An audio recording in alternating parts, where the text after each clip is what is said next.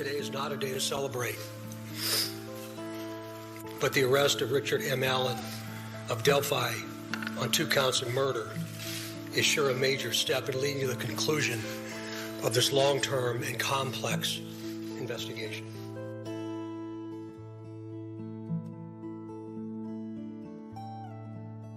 Of this long-term and complex investigation. Of this long-term and complex investigation. Of this long-term and complex investigation.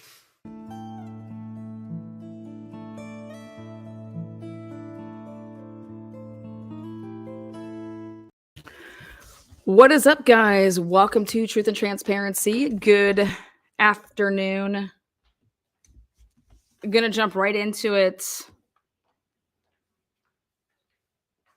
This is the post-hearing memo. This is what David Hennessy filed in regards to, at the end of the contempt hearing, he asked the judge if they could be filing, a brief summary. So that's kind of what this is. And we're going to talk about it. So again, hello to the members, subscribers, moderators.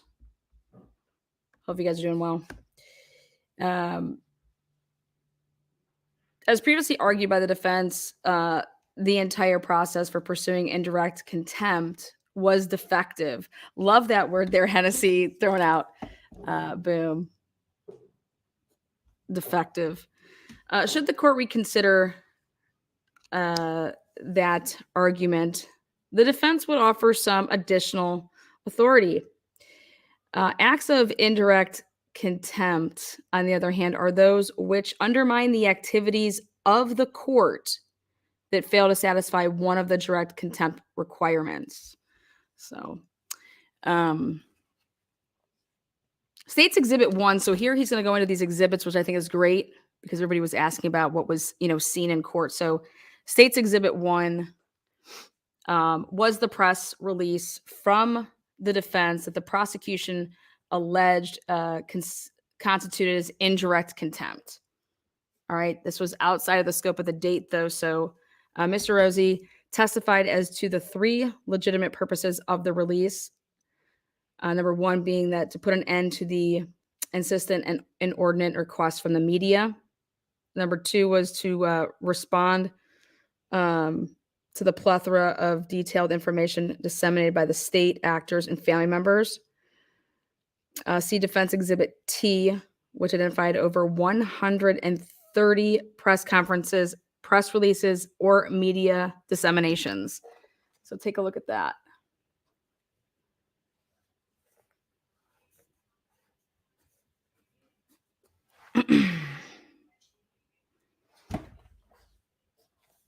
Boom. And that third one was to generate tips to assist with the defense of Mr. Allen, of which there were many that were very useful. So I didn't realize that, but 130 press conferences, press releases, or media disseminations had happened over the course from, the day of the crimes. It bears repeating that the press release did not violate any existing court order, that is. Mr. McLelland represented to the court that the gag order was issued December 1st. Remember we were talking about this? When in fact, the court accepted his representations when taking judicial notice until the defense challenged it, both then conceding that it was issued December 2nd. So again, remember we told you he was trying to misrepresent when this all occurred and the order. I was just blown away by that. I mean, how do you mistake that? You don't mistake that. It is understandable that Mr. McLelland and Judge Gall may have taken umbrage at the press release due to prior unrecorded conversations in chambers. Bella pointed out that she thoroughly enjoyed that language. So give little Bella a nod there. There you go. However, the contempt power does not lie to soothe the wounded sensibilities of a judge. I just love when he just slides them in. You know what I mean? He's just sliding in these little digs. But he's doing it with such finesse because right here he's citing Graham versus State. To the extent that court believes there was a violation of a rule of professional conduct, trial courts do not have jurisdiction to review such as noted in the first memo on contempt filed by the defense. Let's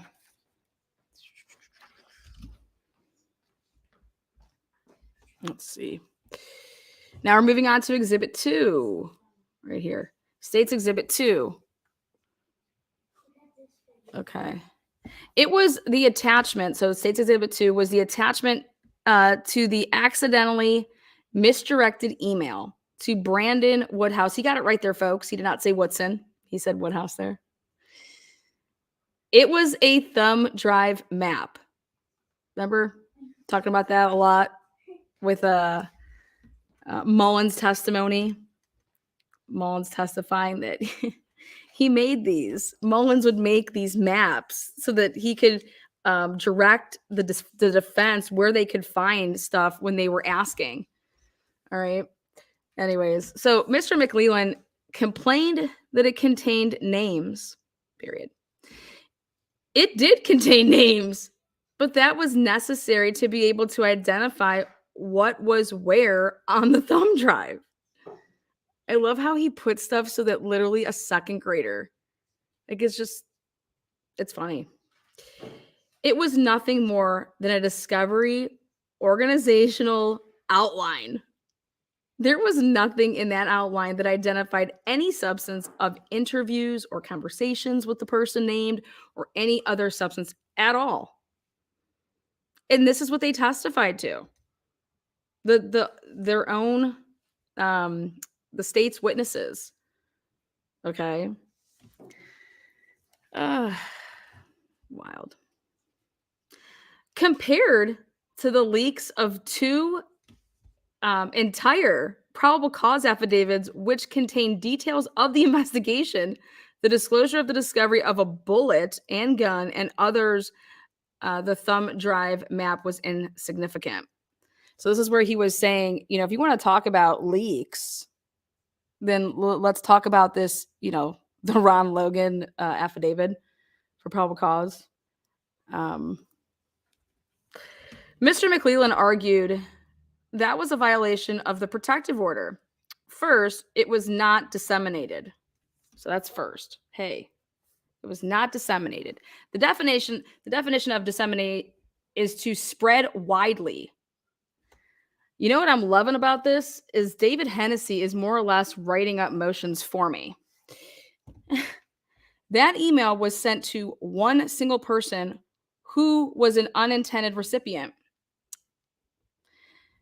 The evidence showed that Mr. Baldwin contacted Woodhouse within an hour to have him delete it. Second,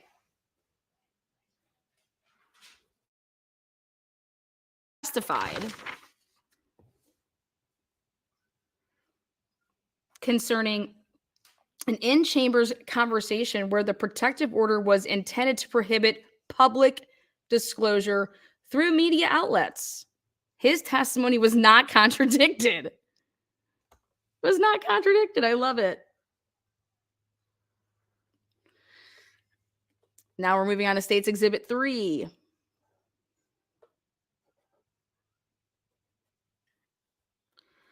This was State's Exhibit 3 was a discovery receipt that was not admitted. Remember we told you guys that did not get admitted? So that's all he wrote about State's Exhibit 3. We talked about that at length. State's Exhibit 4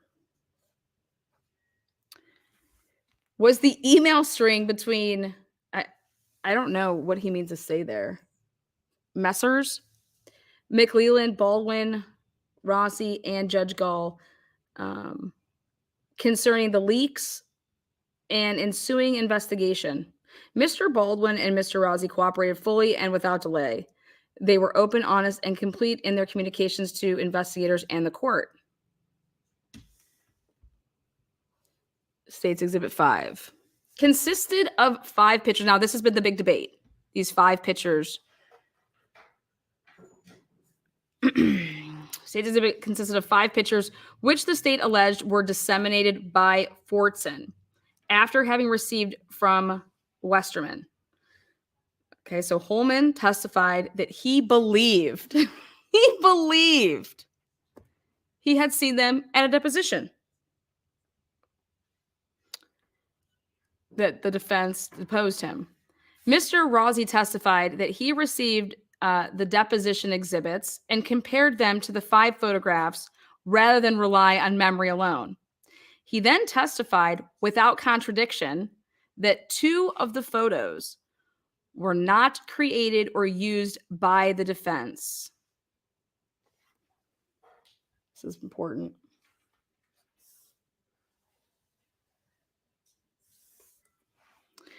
And that's what we're telling you is 3 and 4. Thus, those 2 could not have come from Westerman. To the extent they may have come from Fortson, he had many other sources. And this is what they were not allowing when Hennessy wanted to call people to the stand to talk about the fact that he had many other sources. So to the extent that they may have come from Fortson, he had many other sources, as confirmed by State's Exhibit 6. Their own exhibit, he's saying. Their own exhibit confirmed this, which was 143 pages of Fortson's communications. You got to love it when you're using the opposing party's exhibits to prove your case.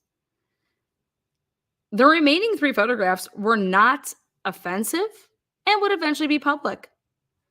It was not dissemination of damaging information. The evidence disclosed many sources of the photographs that were never investigated.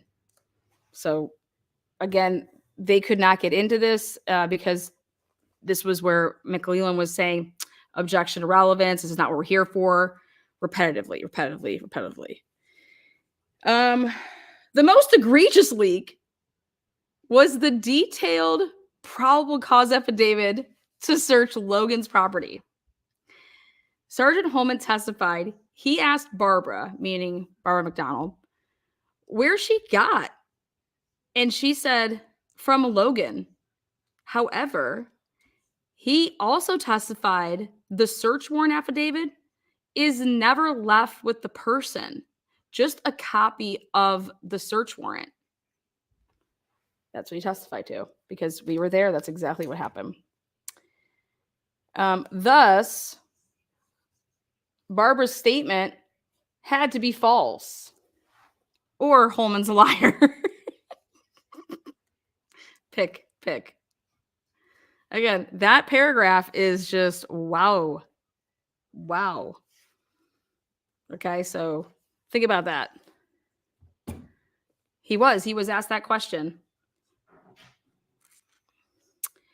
The affidavit also had murder sheet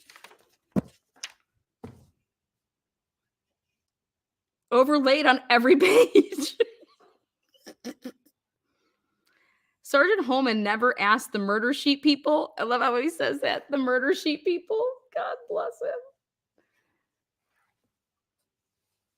About it, and never did any further investigation as to the source. State's Exhibit 6 was, now check this out, because we never got to see the exhibits. They didn't put them up on any, projection screen and was like, here, let's refer to Exhibit 6, page, 20, page this. Remember, we're talking about that none of these pages were labeled. It was wild. They were talking about it heavily in court. So State's Exhibit 6 was 143 pages of Fortson's communications. The state had previously provided undersigned counsel 145 pages.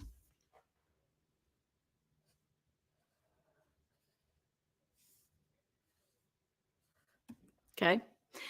At no time did they disclose what pages were removed or why. Not once did Fortson identify Westerman as his source. Not once did he describe any direct contact with Andrew Baldwin. Not in person, not by phone, or any messaging application. See Appendix 1 attached here too. The state argued that Fortson saying he was going to Franklin somehow connected Fortson to Baldwin because his office was in Franklin. And this is when he asked on cross of Holman, hey, so were you aware that,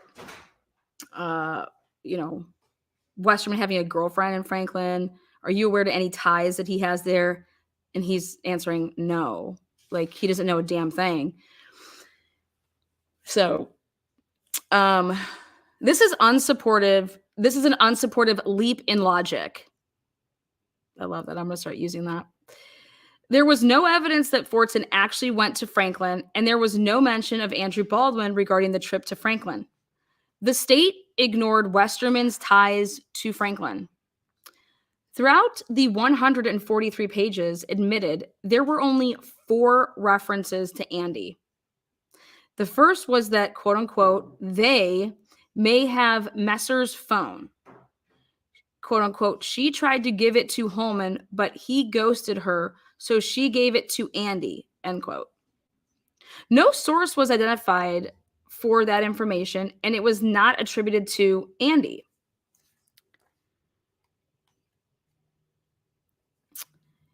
The last was that, in quotes, he's going to be with Andy tonight. There is no identification who he is or what they might be meeting about. There was no evidence of any meeting. Again, he did not identify any source for his alleged information. State's Exhibit 7.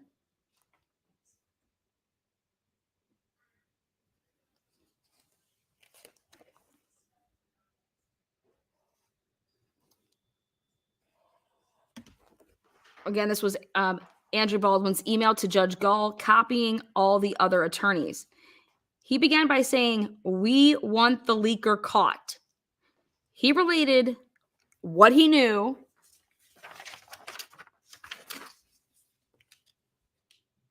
as of October 9th, 2023, regarding the photographs and other leaks. He ended with the suggestion that the FBI should investigate. Okay? If he had knowingly, intentionally, or willfully participated in any dissemination of any photographs, he would never have suggested that the FBI investigate. Okay? I mean, that's just like cause and effect. This is just rational reasoning and thinking, critical thinking. State's Exhibit 8 is Mr. Rosie's letter to Judge Gall, consisting of 7 pages. He disclosed all that he knew about the leak and reported other more sensitive and damaging leaks for the court's consideration. State's Exhibit 9 is Mr. Westerman's affidavit.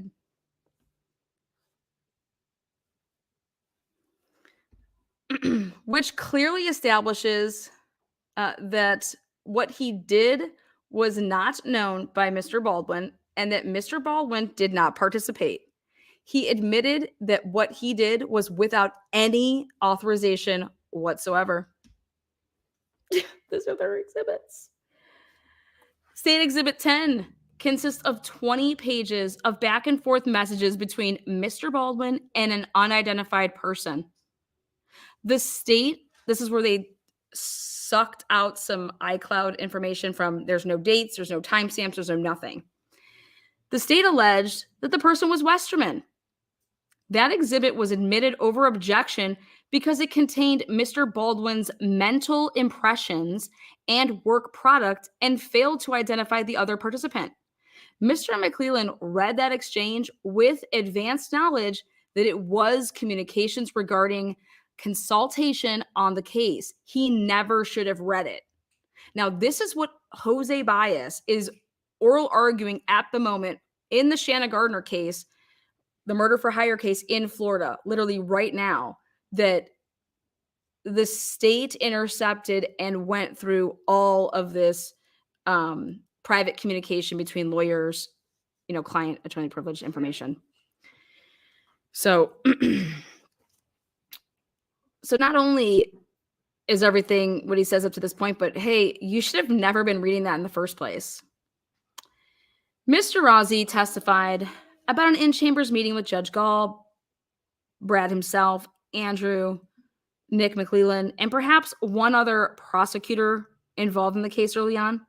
Mr. Rossi testified that during that meeting, Judge Gall clarified that the parties could share information and brainstorm with anyone. You guys, that's so important. Judge Gall clarified.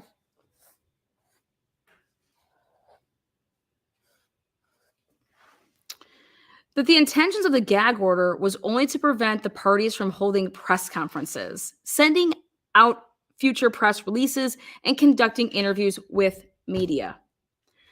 That testimony was uncontradicted. The defense tried to call Mr. McLelland as a witness. Remember this? But the court would not allow it. He had the opportunity, by the way, Nick McLelland, to cross-examine Mr. Rossi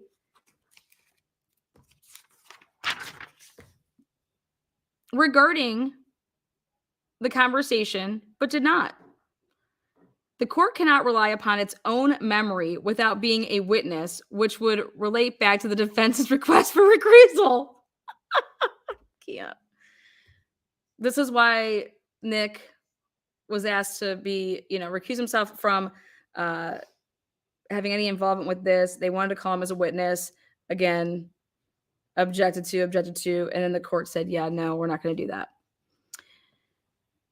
Mr. Baldwin communications with Westerman and sharing of his Frank's memorandum with him and others for critique is exactly what was contemplated. The prosecution's allegations that Mr. Baldwin's discussions with Westerman violated the gag order is unfounded and not supported by the evidence.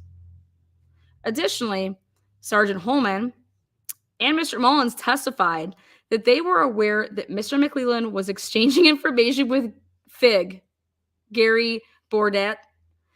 The most, what was he trying to say there? Yeah. The most, I think that he was the most prolific leaker of all. The court would not allow evidence of the substance of those communications. It therefore is not known what information Mr. McLelland disclosed. It would have been relevant and probative as to whether Mr. Baldwin's discussions with Mr. Westerman were prohibited by any rule or order or were inappropriate in any manner. If Mr. Baldwin is to be held in contempt, Mr. McLelland should face scrutiny as well. This was during the same said time period. Again, the reason that this is all relevant is because of the multiple sources. There was not just one source.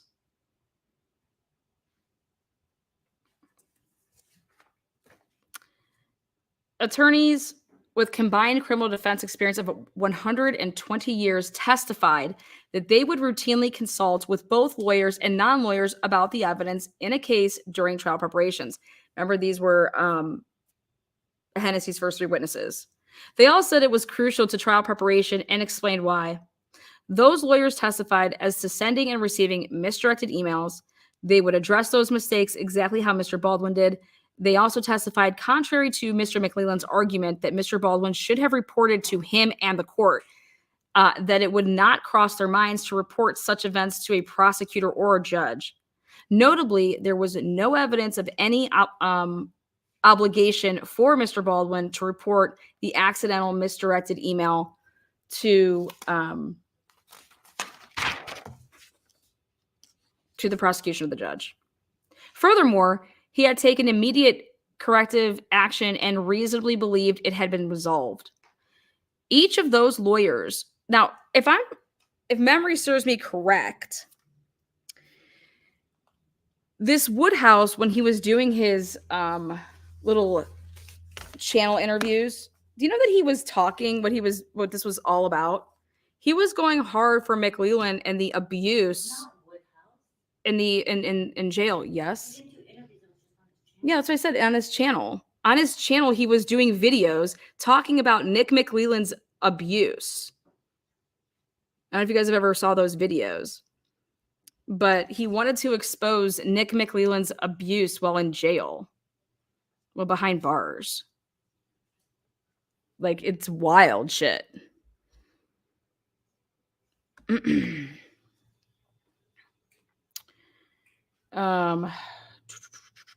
Each of those lawyers testified it was standard practice for criminal defense attorneys and their regular practice to establish a separate area in their offices to spread out the discovery and anticipated evidence for trial prep, like a war room. They had never thought to secure the area because they never expected a betrayal like Mr. Baldwin suffered. No one expects to be betrayed. 8 additional experienced criminal defense attorneys echoed the testifying lawyers with affidavits. Remember, we said that there was a list of affidavits, but she didn't admit those. So the court declined to hear testimony and admit documents of much more detailed, serious, and damaging leaks. It has been preserved in the record. That's why he continued to call everybody and do what he was doing. Those leaks were purposeful and willful. The defense renews its plea for the court to consider such evidence when contemplating whether Mr. Rossi or Mr. Baldwin knowingly, intentionally, or willfully committed indirect contempt beyond a reasonable doubt. Again, the Indiana Supreme Court, and then he's citing cases.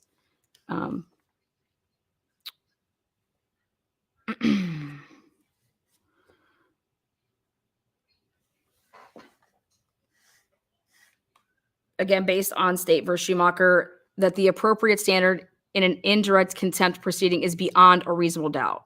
So the court applied the beyond a reasonable doubt standard. Respectfully, David Hennessy. So that is the post-hearing memo that was filed.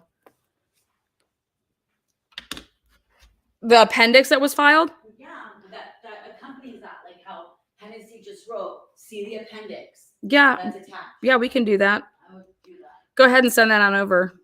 You don't have it? Not at my fingertips, no. Are you gonna be? By the way, guys, you guys have been watching the P. Diddy bullshit. How about this? The little mule boy that was said to have been pushing all these drugs, guns, whatever. He attended my stepbrother's school, played basketball where they play basketball, and his family is from right outside of my hometown. Oh yeah, can you just do like that? So, small world. Small world.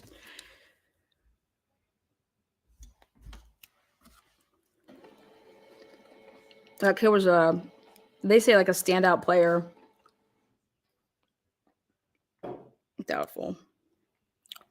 Better.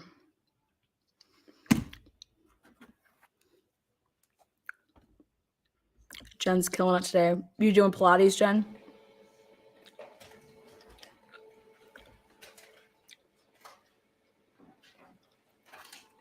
And in fact, my stepbrother coached after he played there. So he knows this guy pretty well.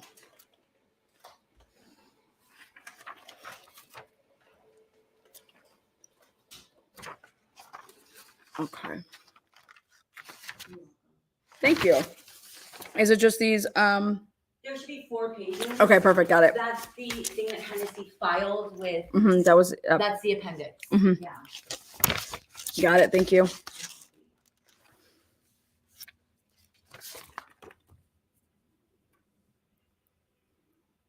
There you go. So these are straight from the trial, or the hearing rather. Appendix. Number 1, quote unquote, blood at the base of the tree to the right. I don't have that pic, but I would assume so. Again. Hold on 1 second. Number 2, references blood at the Webbers. Number 3, the EOA channel has some real potential cult victims in its comments. Number 4, mentions Robert Lindsay, quote unquote, if want more Odin stuff, Gabe Ellis, Eric Williams, Dustin Prater, Tyler French. Number 5, is that the Kokomo crew or people connected to Odin suspects? Prater can be connected to Westfall. Number 6, references Crime Night. Number 7, references Jeff Stankard. Again, this was all from these sources that were never investigated and that were talked about. So let me show you what I mean by that.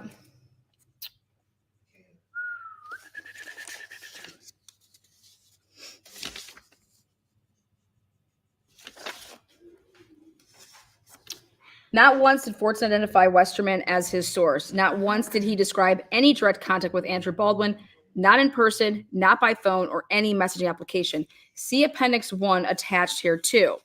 Okay, so going through, so that's where.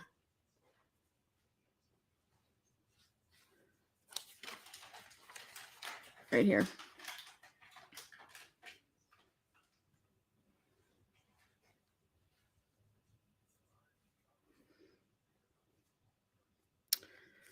So that's what we're going through. Now, number 8, defense got girls' phone records. Good stuff. Number 9, law enforcement declined to look at video footage of business by the Mears entrance. My personal dark horse, Jerome Weiss. I'm going to have a field day with this. Number 10, may have Messer's phone too. Tried to give it to Holman, but he ghosted her, so she gave it to Andy. These are straight from the messages. Number 11, I just watched the BW YouTube. I assume that is you on there.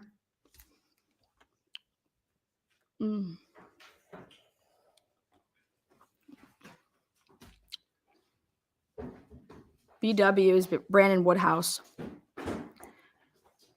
Clutch just blamed the family for it. Said Cody Patty would be taking the fall.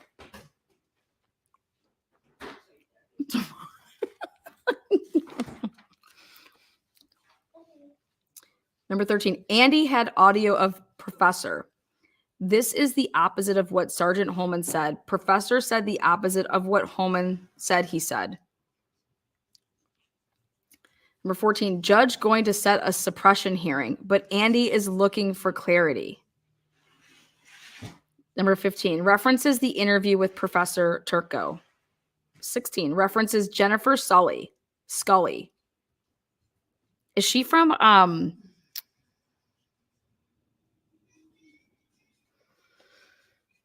who is it? Detective Scully? What's that show? Number 17, screenshots. Number 18, I like the delusion about how much a picture of KK is worth. Ha ha. Keegan Klein. Pictures of Runes Woodhouse sent that. X-Files, that's it. Screenshot of Clutch's theory. then more clutch. She and Kelsey both communicated with Schott's account. Former mayor working for McLelland has Odinist's ties. You guys know who that is, right? Shane Evans. Asked who is Max S. That's the friend. Ties to Garrett Cruz. This is all from these messages. Oh, 25. Child molester. Marcos Salinas got nudes of both. Communicated with 2 accounts from Klein's Dropbox. They didn't think that any of this stuff was relevant. Oh my God. Rachel, God, who is just putting out people's names? Rachel Yancey, Libby wanted Max. Max. This is a real I know. trial. I know. So I this is like- I know. It was a joke. I know you're joking, I'm but joking. This is what happens when people insert themselves. Yes. Rachel Yancey, Libby wanted Max. Max wanted Abby. Facebook of classmates of L and A. Marcos tied to KK Dropbox. Again, if you want to be grossed out, look that man up. Rocks at the CVS. Marcos has tied Alan to CSAM according to Russ. Number 29 references Snowburger getting nudes. Known scumbag. Number 30 references Hannah Rostel, an Elliot guy. Screenshot Keegan Klein.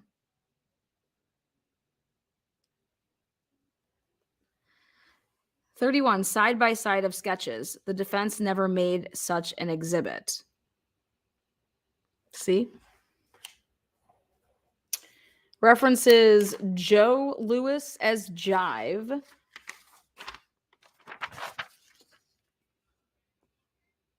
Number 33. Shared with one other person. You only one saw the CS. Hood up, yes. Kelsey's BF, yes. You don't know what that's about? No, I just like how this is just like. No, but do you want to know what that's about? So when the first crime scene photos came out, Mhm. there's things out there that she had her hood up. And then the photos that everyone has, she obviously doesn't have her hood up. So that's a huge issue if people messed with the crime scene. So these are huge concerns. Yeah, that you would think somebody would care about that was investigating, right? I would think you'd care about it. Hannah was another catfish account. Yes, it was. It was in that me and Bella read. How many pages did we read of that? That wasn't. Channel, you mean? Yeah. Where? I Yeah, I don't know how many pages. It was the hell of reading. 34, 555 was there around 11 to 11:30. 35, family in Delphi, the Rainies. 36, Kelsey, Chase, and Bree lawyer up, joins Air Force, left town. 37, is it Bry's or is it Breeze? Bry's account, Bree's account, listen to what she says. Brandon Woodhouse stuff, give you more cover. To cover where you're getting stuff from. 39, banned me and JFJ because of Patch's conversation with ND Clown. God, this is like 40, driving home, thinking supposed to go to Franklin this weekend. Oh yeah, there you go. Driving home maybe, but thinking supposed to go to Franklin this weekend. Number 41, want Nick to stop hiding shit. Number 42, want people to stop running, quote unquote, their mouths over shit they don't know. Number 43, pictures of F Tree. That's what I thought it was, Bree. Thank you. Posts, screenshot, or post screen, not mine. Number 45, Snay going to be mad at you. I'll go visit him and smarten him up.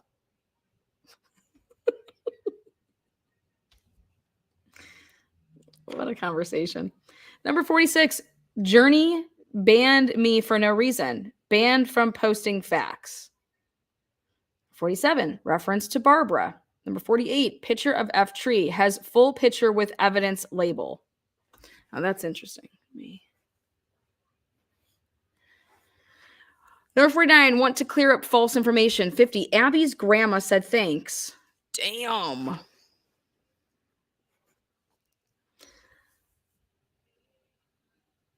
51, screenshot of screenshot printed on paper, then cropped.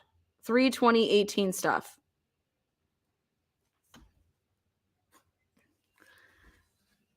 References Woodhouse video, references Chastity Jarrell.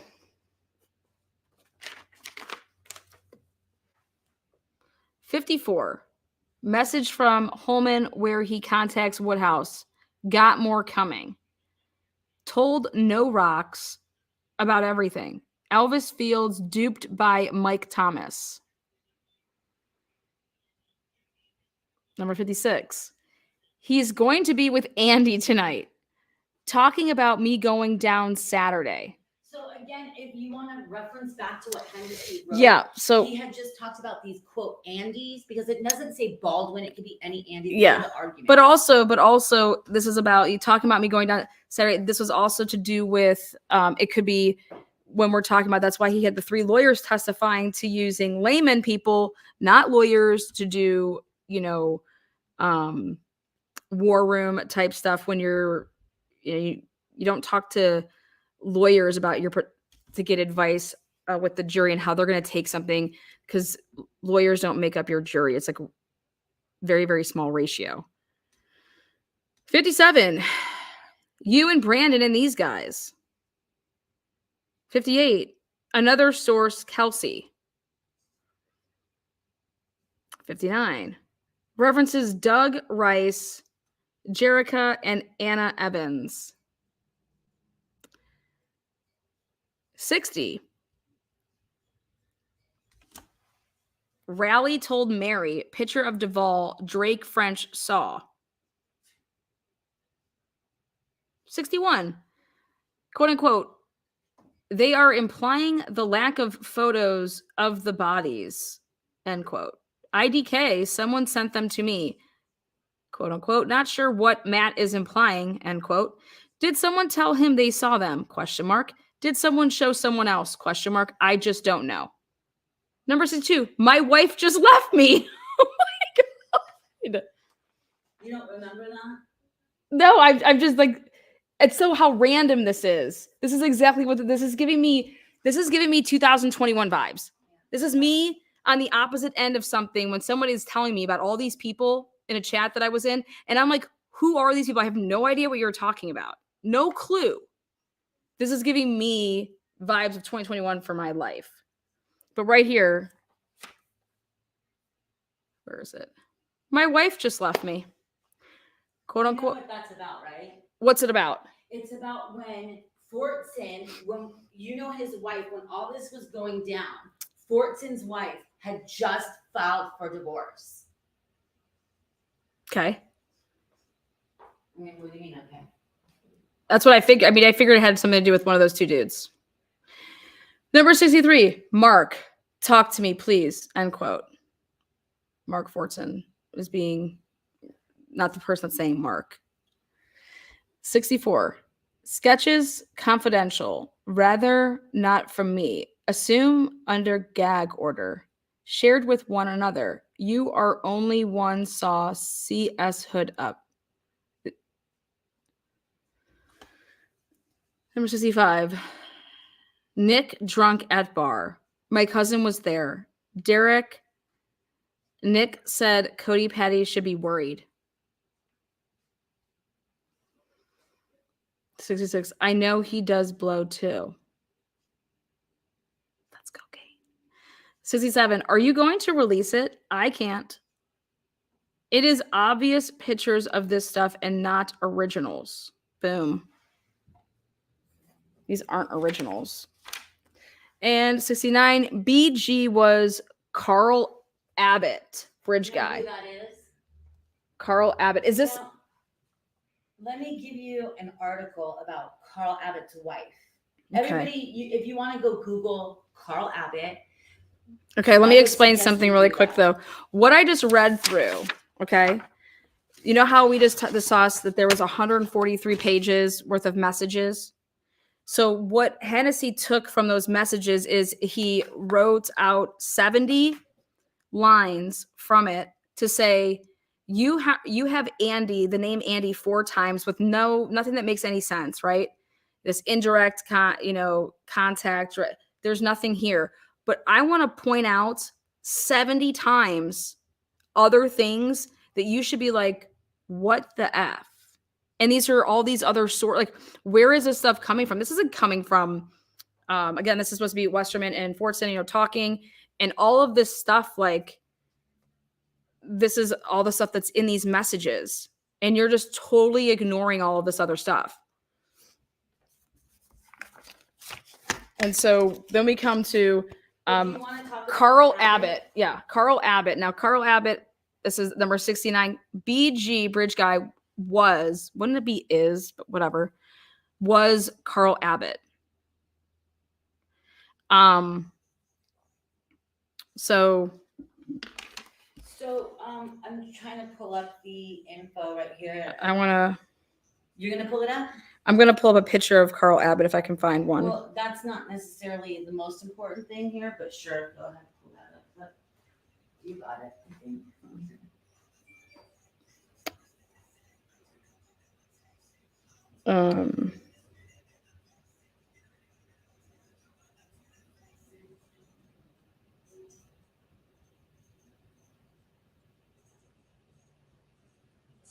So the funeral is named Abbott Funeral Home. Did they use that funeral home? Carl Abbott is the owner of the funeral home. No. I would look at his wife first of all. Well, I'm just saying. So is that the same Carl Abbott? He owns the funeral home in Delphi.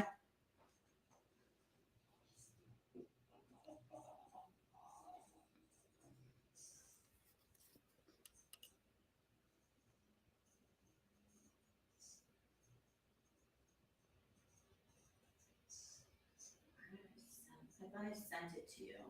Who, Carl Abbott, owner, funeral I director? sent you the article about his wife, like that salacious article about his wife.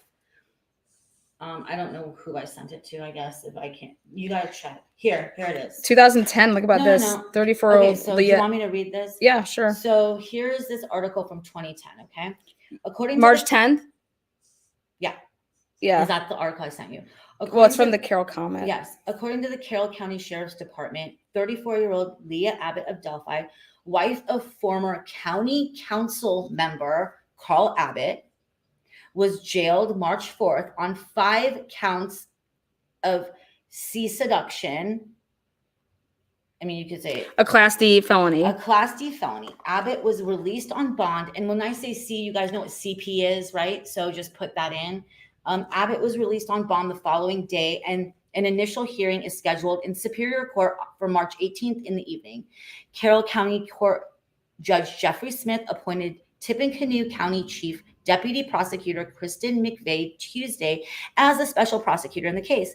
Carroll County Prosecutor Trish Thompson filed a motion with the court Tuesday for the special prosecutor in the case. The motion lists a, quote, conflict of interest as a reason for the request. McVeigh was formerly the deputy prosecutor in Carroll County. Thompson told the Comment that given the change in prosecutors, the March 18th court date will likely be changed. Abbott, the wife, was arrested in connection with allegations of an S relationship with a 17-year-old Delphi Community High School student. She's 34, you guys. Abbott served as a substitute nurse at Delphi Community Middle School, which was the basis for the charges. Now think about, you guys, Kokomo, all the stuff that goes on there in Indiana and what's happening. And this is somebody's wife who's a council member, okay? Quote, as soon as we became aware of this on Friday, we took steps to make sure all parties involved in the allegations will never be in contact on school grounds. School Corporation Superintendent Ralph Walker told the Comment Monday. According to Detective Steve Mullen, who investigated the allegations for the County Sheriff's Department, And then IC 35-42-47 states that anyone who provides care, supervision, or instruction to a C within the scope of the person's employment is employed by a school corporation and is at least 4 years older than a person who is at least 16 years of age but is less than 18 years of age and engages with a C in She would have been 41 at the time of the S. See, I just say it. So no, because you know why I know. You understand? I know. Okay. Deviate S conduct for any fondling or touching with the intent to. Okay, we don't have to read any more of that. Okay, I got so it. basically, this is, if you guys want to look that up, just look up Carl Abbott. Yes, he's the person that's the funeral director as well. Yeah. So he's the funeral. They own a funeral home. Okay.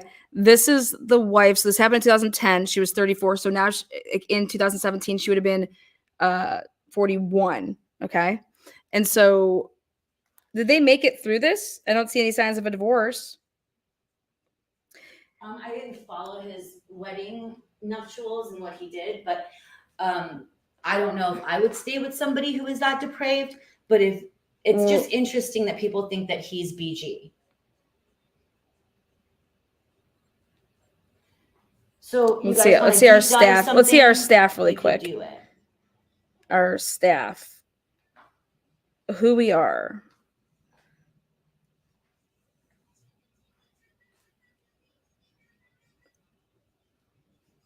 I'll just call and ask if she's working there. What? From 2010? Well, they have a funeral home, so I'm just going to call and ask.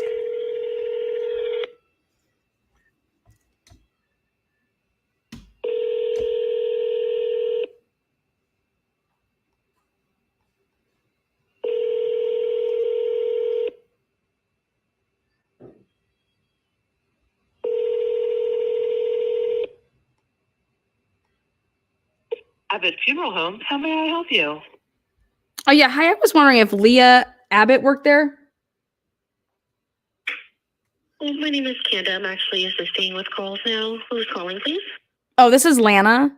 And I was just wondering if Leah worked there. I can take a message for the staff to let them know you are looking for Leah. Lana, what's your last name? Okay, so I have this is the right number? I'm not quite sure. I can let them know you're looking to speak with Leah directly. Okay, so. You said for Leah Abbott? Yes. Is that. Okay, and. I'm just, is this the right number or am I on the. I'm trying to look it up here. It says I'm just helping. Our team. I'm just helping out with the calls. I can let the staff know you're looking to speak with Leah Abbott. Okay, no, that's okay. Thank you so much. I would have just acted dumb and have her patch you through. I would have just been like, oh, great. So put me in touch with her now. Thank you. No, that was just awkward. No, it was. But what a weird way to.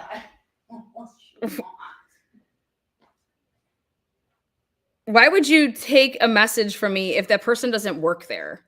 Like, is this her? Was just hello? It's Can I? Delphi. Like, come on. It's Delphi. What a bunch of wax. Leah Abbott. Let's see what came about this case. No charges for Abbott. She was jailed on March 4th on 5 counts. Okay, here we go. This is the follow-up, June 23rd. So that was the March 10th write-up. Yeah, then in June 23rd, 2010, the write-up came back and it said that the special prosecutor, Kristen McVeigh, who agreed to act as the special prosecutor last March, she said that although there was probable cause to arrest the alleged perpetrator, the facts and circumstances of this case do not warrant the filing of a criminal charge or support the maintenance of a successful criminal prosecution against Leah Abbott for the crime of seduction. As such, I elect not to file charges against any person in this matter and ask the court to show this matter closed.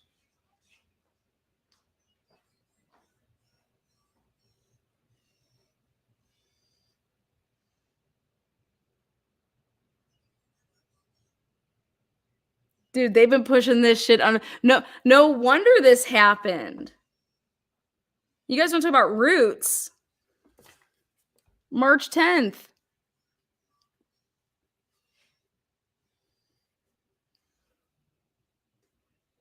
By June 23rd, not going forward.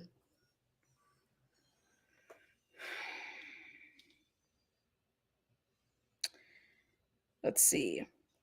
Do you think that the Abbott's According to funeral Detective, home was for Libby and Abby? Did anything? I don't know. Check it out. According to Detective Steve Mullen, who investigated the allegations for the Carroll County Sheriff's Department, the Indiana Code states that anyone who provides care, supervision, or instruction to a child within the scope of the person's employment is employed by a school corporation and is at least 4 years older than a person who is at least 16 years of age but is less than 18 years of age and engages with the child in intercourse. I'm not going to read all this crap. Yeah. McVeigh determined Yeah, that the so circumstances they did not were- support the probable cause information, So said this the is email. funeral Wow. home that Because did Abbott's Abby and Libby. because she says in quotes, because Abbott's conduct with the boy was initiated through her niece, and because she only worked at the school prior to the beginning of any relationship with him and none thereafter, it is difficult to say that her employment at the school was anything more than coincidental to her relationship with him. God.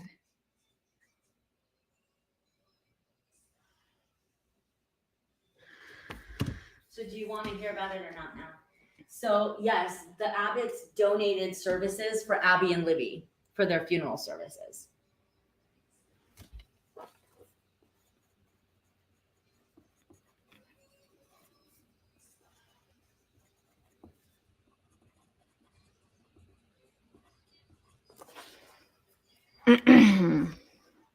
And Levi Holder, I'm being told, worked there, studying to be a mortician. This is just, there's so many interweavings of people in the Delphi case. It's insane. But so this appendix brings us to my Carl God. Abbott. In quotes. Certainly Abbott's conduct was disrespectful and indicative of poor judgment, says McVeigh, the special prosecutor. I interpret the spirit of the Child S statute to suggest that a perpetrator uses their position to meet, seduce, and manipulate children in their care. The facts in this case show that her employment had no bearing on the case. So this all happened, but it was not because of her job. And she was 34 at the time. He was 17. And that hubby had no problems with it. Who's the boy? Who is the boy? How old was Cody Patty back in 2010?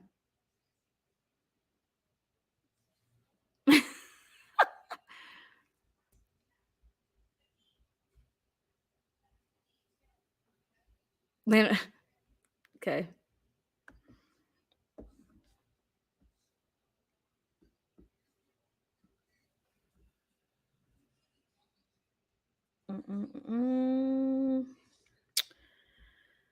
Woo. Who's the boy?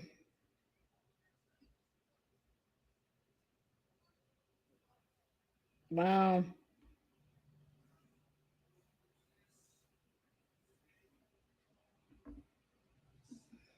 That's wild. Wild, wild, wild. Well, again, thank you for joining us and wanting to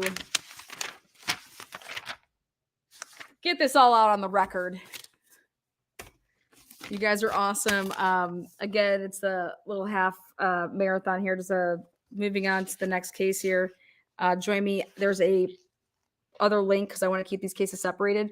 So just transfer on over there. You're going to see if you want to hear about Karen Reed. And then coming up at the 2:00 hour is some Riley Strain information and talks. So we're going to get to the bottom of that police body cam. Where is all of that footage? Join me as we call Metro Nashville.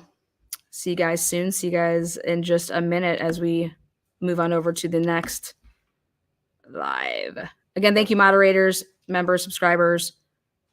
Rock it.